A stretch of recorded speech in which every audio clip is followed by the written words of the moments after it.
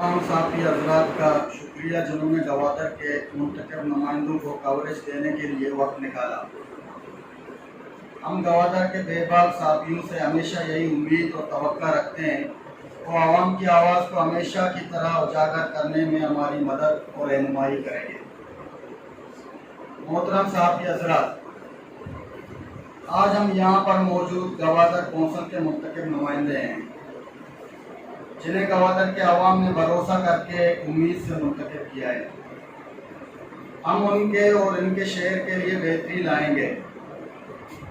عقد و تحریک محنت سے جیتنے والے تمام کونسلران کی شروع سے ہی کوشش ہے کہ اپنے اپنے علاقے میں عوام کی فلاح کے لیے اپنے تمام تر کوششیں بروئے کار لائیں تاکہ عوام کی امیدوں پر پورا اتریں۔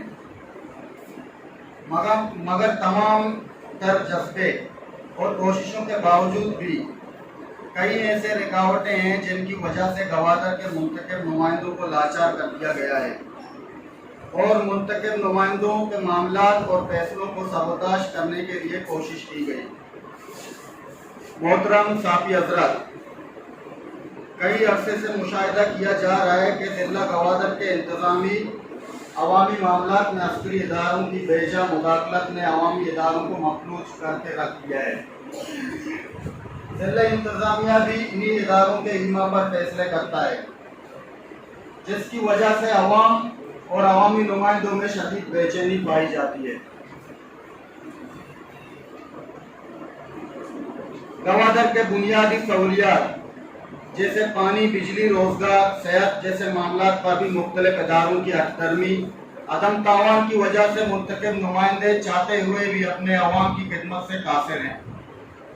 کیونکہ گوادر میں انتظامی اور سیول ادارے عوامی نمائندوں کی بات سننے کے بجائے کہیں اور سے ڈکٹیشن لے کر فیصلے کرتے ہیں جو ہمیشہ عوام کی فلاحی مفاد، عوام کی بھلائی اور مفاد کے خلاف ہوتے ہیں، جس کی وجہ سے گوادر کے عوام روز بروز مسائل کا شکار ہو رہے ہیں اور منتخب نمائندے مایوسی کا شکار ہو رہے ہیں۔ عوام کو سہولیات دینے کے بجائے یہ ادارے غیر ضروری کاموں میں مشغول ہیں، جس کی وجہ سے عوامی معاملات ٹپ ہو کر رہ گئے ہیں۔